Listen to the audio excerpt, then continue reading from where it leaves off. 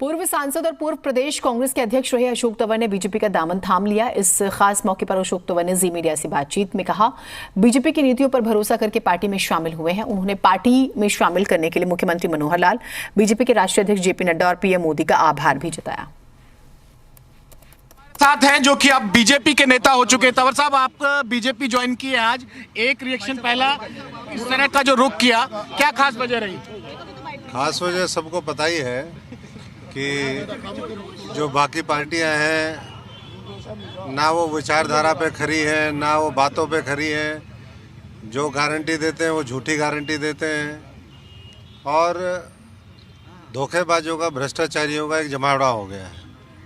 और इसलिए लोग ये कहते हैं, जन भावना ये है कि दल सिर्फ एक ही बचा है, वो है भारतीय जनता पार्टी और बाकी दलदल हैं। तो दलदल से हम भी निकले, दलदल से जो है लाखों करोड़ों लोग निकल करके मुख्य धारा में शामिल होकर के 2024 में इस देश में फिर मोदी जी बड़े जनादेश के साथ केंद्र में सरकार बनाएं, विकास की गति को सुनिश्चित करें, किसान मजदूर का भला हो, नौजवानों को रोजगार मिले। ये सारे सीएम साहब ने आपकी ज्वाइनिंग के समय तमाम कार्यकर्ताओं को जिक्र किया और नाते में आपको भांजा भी बताया। किस तरह की ज्वाइनिंग रही? क्योंकि अनुभव आपको बाकी दलों का, खुद आपने कहा कि मुझे कई दलों का अनुभव रहा है, वो पूरी जो स्क्रिप्ट होती है, जो पूरा मंच लगता है, उसके बारे में मैं तंवर साहब मैं आपसे जानना चाहूँगा। देखिए, ये तो कई बार जो ऊपर वाला है वो आपको दिखाना चाहता है कि किस किस की दुकान में कितना सामान है और कौन कौन कितना बड़ा बेईमान है। लोग यहाँ से बेईमान, यहाँ से बेईमान और यहाँ से भी बेईमान है। तो बेईमानों के साथ अपनी पटड़ी नहीं जमती। पिछली पार्टी की तरफ, पिछली पार्टी और उससे पिछली पार्टी की तरफ है, उन लोगों की तरफ है जिनके साथ हमने काम किया। विश्वास जब हम उनके ऊपर करके गए तो देखा तो ये तो सारा नकली सौदा है।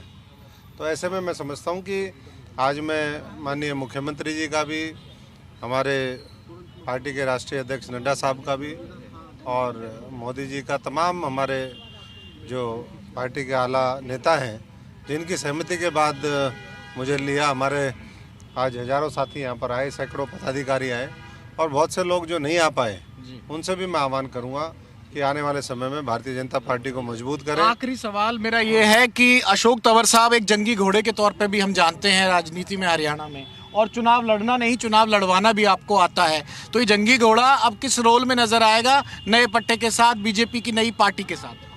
नहीं, जंगी घोड़ा तो जंग के मैदान में होता है।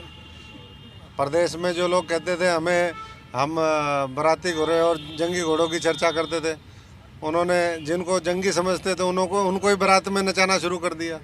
तो समझ में आ रहा है प्रदेश को भी, देश को भी, और आने वाले समय में देश की जो धारा है वो बदलेगी और देश बहुत तेजी के साथ विकास के रास्ते पे आगे बढ़ेगा। शुक्रिया आपसे बातचीत करने के लिए। तो तंवर साहब साफ तौर पर ये कहते नजर आए कि जंगी घोड़ा तो मैदान की जंग में नजर आता है, बड़ा इशारा है चुनाव लड़ने की तरफ। और मुख्यमंत्री मनोहर लाल सहित बीजेपी लीडरशिप का धन्यवाद करते हुए अपने पुराने दलों पर, यहाँ आम आदमी पार्टी पर भी निशाना साधा और इसके साथ साथ कांग्रेस पर भी निशाना साधने से नहीं चूके हैं अशोक तंवर।